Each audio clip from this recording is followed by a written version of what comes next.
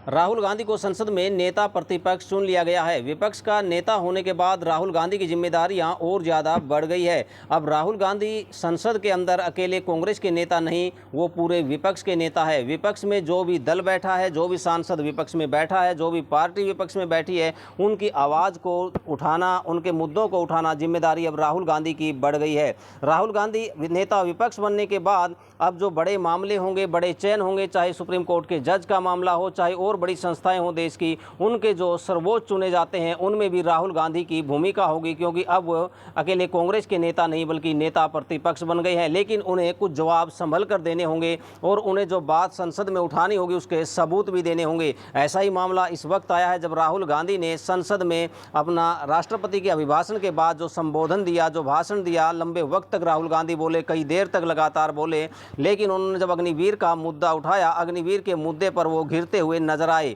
रक्षा मंत्री राजनाथ सिंह हो या सेना के अधिकारियों द्वारा बयान दिया गया कि राहुल गांधी ने देश की जनता को बरगलाया है।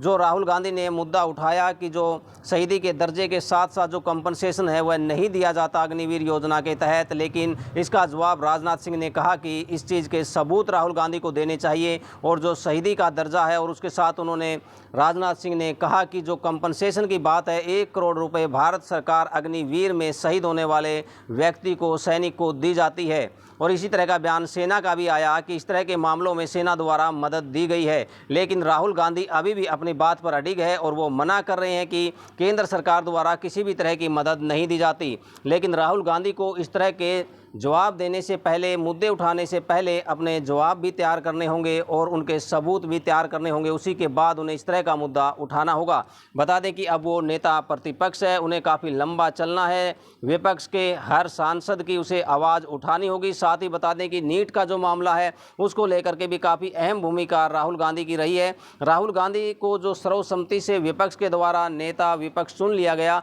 उसमें काफ़ी अहम भूमिका राहुल गांधी की रही थी। चुनाव लोकसभा में जो भी लोकसभा के चुनाव हुए उसमें राहुल गांधी ने काफ़ी मशक्कत की थी, भारत जोड़ो यात्राएं निकाली थी और उसका प्रतिफल कांग्रेस को मिला और इतनी सीटें मिली कि विपक्ष के तौर पर कांग्रेस काफ़ी मजबूत हुई। लेकिन अब इन जिम्मेदारियों को कितनी बारीकी से, कितनी खूबियों से निभा पाएंगे राहुल गांधी, वो आने वाला समय बताएगा। लेकिन राहुल गांधी के कंधों पर अब जरूर से एक नेता प्रतिपक्ष का भार बढ़ गया है। बता दें कि राहुल गांधी चाहे नीट का मामला हो, अग्निवीर का मामला हो, और भी कई तरह के मामले हैं, जो मुद्दे हैं जिनकी देश में मांग है, किसानों का मुद्दा है, इन सब को लगातार राहुल गांधी उठाए हुए हैं। और किस हद तक इन मुद्दों को वो संसद में उठाएंगे और कितने सबूत पेश कर पाएंगे और पक्ष के सामने कितनी मजबूती से अपनी बात वो रख पाएंगे, ये आने वाला वक्त बताएगा।